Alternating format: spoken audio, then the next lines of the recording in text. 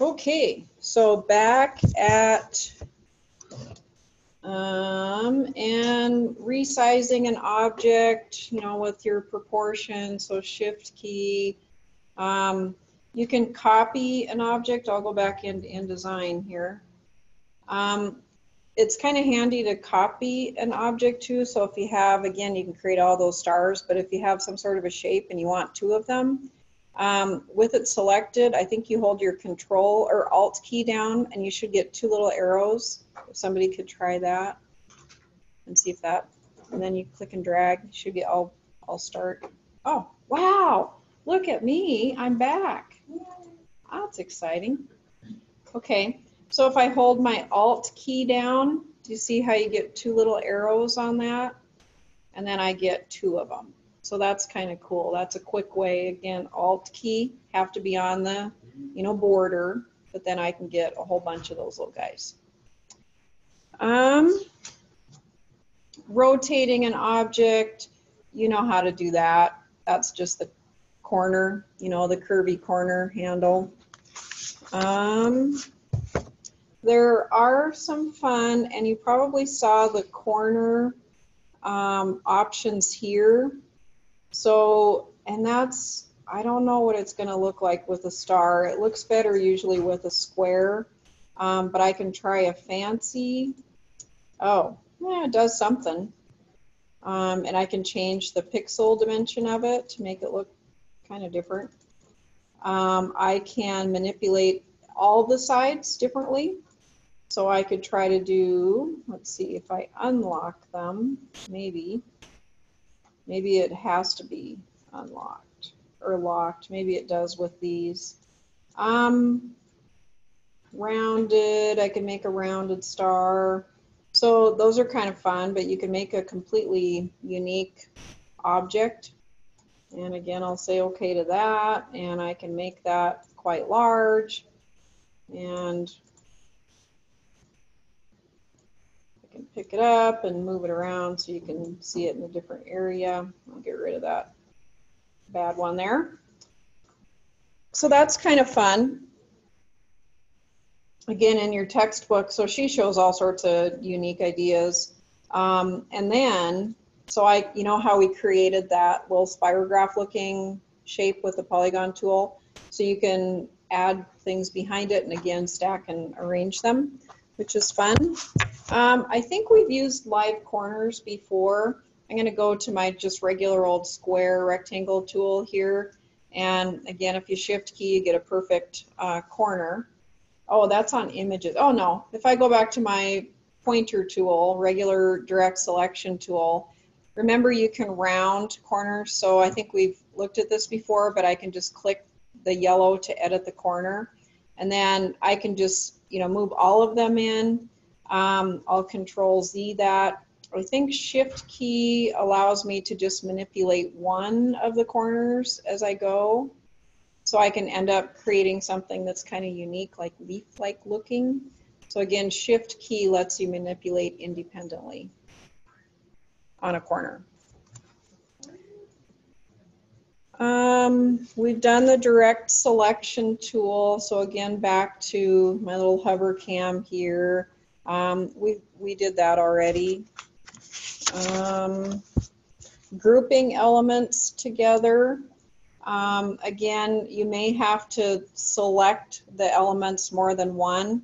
I can choose a whole bunch of them. So now if I choose just those 3 stars there, I can object and then group them together. And again, they move as one. So you do have to make sure that you select all the elements. And if you've got them stacked, that can be kind of difficult sometimes to be sure you have them all. And then you know how to send them forward and send them back. The pencil tool, so we did do something kind of similar to that. And I'll go ahead and get rid of that one at the moment. So the pencil tool can be kind of fun too in that, and I just have the regular old pencil tool. So I can create a shape, and again, I'm not very good at drawing some things, especially with the screen, but I could like create a little cloud kind of a deal. And you do have to close up, and then I can paste an image in here. So if I've got, you know, this thing selected, then I can go File, Place, and I'm not sure what kind of images I have here. Pictures, let's see, clock tower. I guess I would have maybe this little dog. I don't know how big that little dog is, but we'll try him. And I can paste him into my cloud, and then I can pick and drag him around. What you kind of have to watch, I'll get further down. So see how I've gone so far down into the image that, and there's a little donut there. You maybe have noticed that little donut before. Do you want me to go through that again? Does anybody want to see that one again? Unclear? Yeah. Okay. So I'm going to delete that whole deal. So if I go, and it doesn't matter if it's a pencil tool or a rectangle or a star, you can add an image, paste an image inside something. So if I go back and I want to draw my little clouds here. So I've created a cloud, not a very good ending, but that's okay. And then I probably would go just to the regular old selection tool, okay? And then with that selected, so with anything selected, if I want to paste my dog in there, I can go to File, Place, and inside this selection, I found my Halloween dog, and that was in your clock tower photos, I think, or that folder if you're looking. And then open that. And how many of you notice this little donut in the middle of images? Okay, if I click that little donut once, do you see how there's a brown outside? So the brown line outside is actually the size of that dog. Okay, I can make this image smaller if I want to. So that's an option. Again, I have to click the donut to get the outside of that dog. And I can also pick this image up and reshape where I want the dog. So I can just get him perfectly shaped. What you don't want to do is I've moved him too far down and now I see the edge of the image. So anyway, that works pretty good. So you can paste an image into a shape that you've created. And smooth out, you know, the bumpy lines. We kind of worked with that already. Pen tools, I think we've done a lot of that. The curve and shape, we did a little bit of experimenting with that tool. And we don't need to do this, but so this is some, you know, some creativity, I guess, that you may have. So if there's a selection that you worked super hard on for a hand, and then you may have a black and white image, you can place the image on top of that photo and create something again that's new and unique. So that's fun. We selected an image, we put the image inside the selection. Anchoring objects. So that's the little anchor if I need to anchor that to a paragraph, for example. We've done that. Talked about vector graphics, raster versus raster graphics.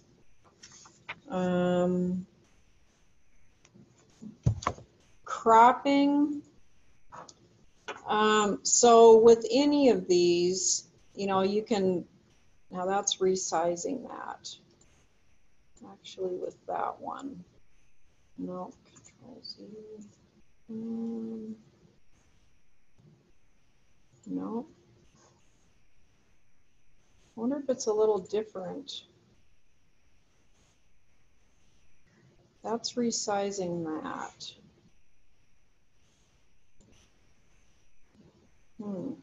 Usually, have you noticed where some of them, I wonder, no, that's still resizing. No. Where it crops part of it, so the frame itself can be, if you're not selecting the dog, but that's not, it used to be that I could move this in and it would actually crop at that spot rather than resizing the whole thing. So I think that's been a change in the software. Sometimes you may want to make something. So that's Shift and Alt is what I'm holding down together here. If you have, whoops, Control Z that. Don't want to move up. Okay. So if you have an image like this one is picturing a doorway and it feels like it's squished and you really need to make it look taller than it should be. So Shift Control together lets you resize something out of proportion. And I guess I can only think of a few times maybe you might want to do that, but like doorways or buildings, making something a little taller might help. We've kind of already looked at repositioning something within a graphic frame itself, working within the frame. So we kind of did an example here. I'll show the whole thing. So if this was the entire image, that's my original image I got to work with. Not very good, but maybe I can work with, you know, just pieces and parts of that. So this had to be rotated and cropped, the image itself. Clean up the image a little bit so you can clone out, you know, like in Photoshop, remember you can clone out some things that are distracting. So whether it's that or maybe the window frame here, get rid of it, and then of course I can add some sort of a, you know, unique edge or stroke around it, box and stroke. Paste into, we kind of did something like this already just with you know, the cloud that we drew, but paste into works similarly. Transform, we kind of covered some of the transforms and flips and such already. The align panel, so and if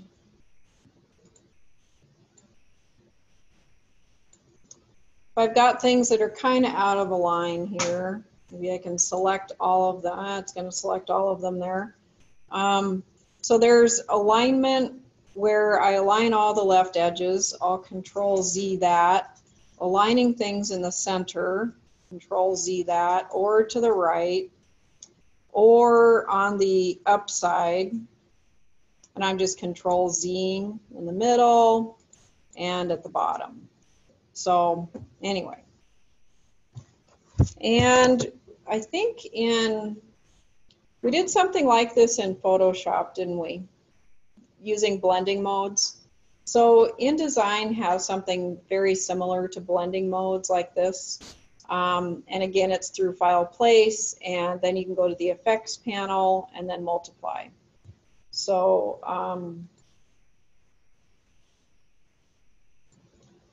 we've kind of already seen a lot of the blending modes and such. And the blending mode in Photoshop, you've done a lot of that before, so I don't think I need to go through that. Okay, so that, I think, yeah, and there's more effects. So the effects are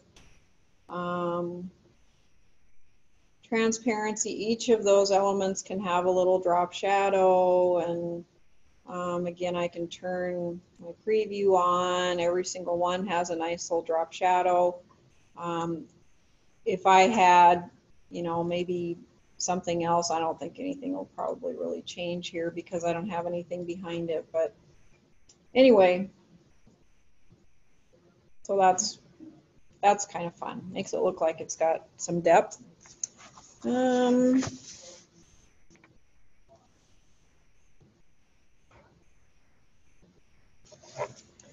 So just ideas so that you can see. So she's combined, this is on page 159. So you know how there's the gradient when we had the color swatch that's a gradient color swatch, and one was gradient to transparent. So you can have something, so she's got kind of a hard box with type on it, but you can have maybe a softer edge on that instead of a hard box. Maybe you do the black to a gradient fill, the transparent. So that's just an example there of a gradient effect, some things to think about. The images panel itself, I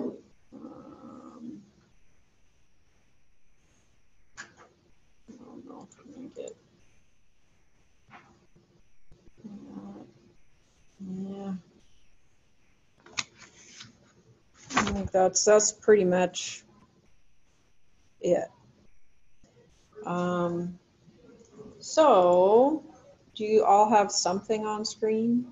Okay, so go ahead and with your T tool, and again, this is just practice.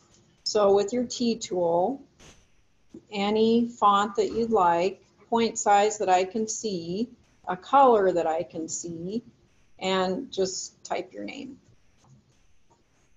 And again, if you need to make that larger, you know how to make that larger.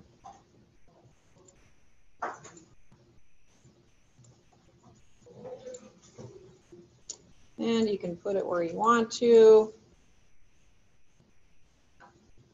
And then go ahead and save this as graphics chapter. So file, save as. And again, you can just put it in documents, but something like that. And then I think I've got a little 5-point Moodle upload. And I closed down Moodle because I had a computer crash. But so graphics chapter, something like that. And while you're doing that, I will open Moodle back up.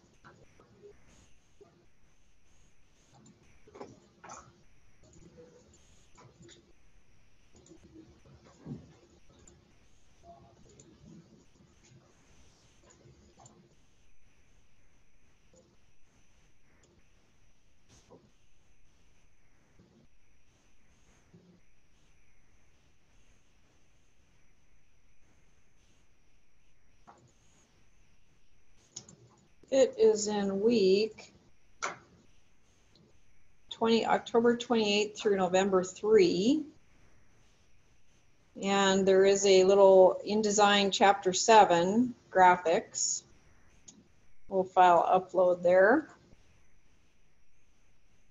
Oh, I was going to do those too. We'll do those after you upload, so that's okay.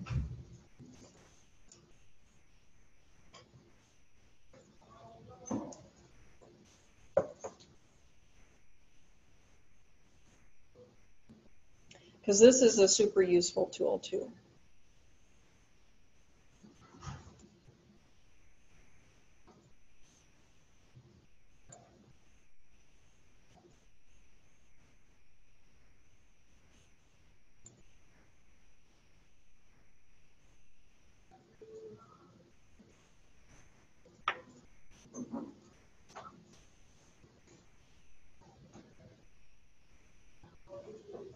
Get uploaded. Okay, when you upload that, go ahead and we'll just remove all that for fun right now. If you could download, there's 4 little images here, 4 little thumbnails, and go ahead and download all 4 of those. And if you just click on them, they'll show up on your bar. At least in this version of, so I'm on Chrome. And then if we show in folder, so if you click on them and show in folder, we should be able to grab all of them. So they should be lumped together. I've got a 315 thumb, 324, 331, and 336. So if you click on one, shift key and click on the top one, so that's just a Windows thing, a selection deal. Control key lets you click non-consecutive selections within file management. So again, I'll do that. So if I want something non-consecutive, I can control key and it clicks all over the place. If I want a block, I click on one, shift key, click on the very last one, it selects that whole block.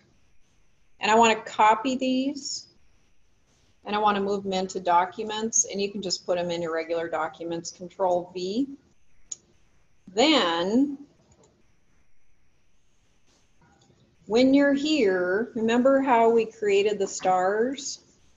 Okay, so if I go to File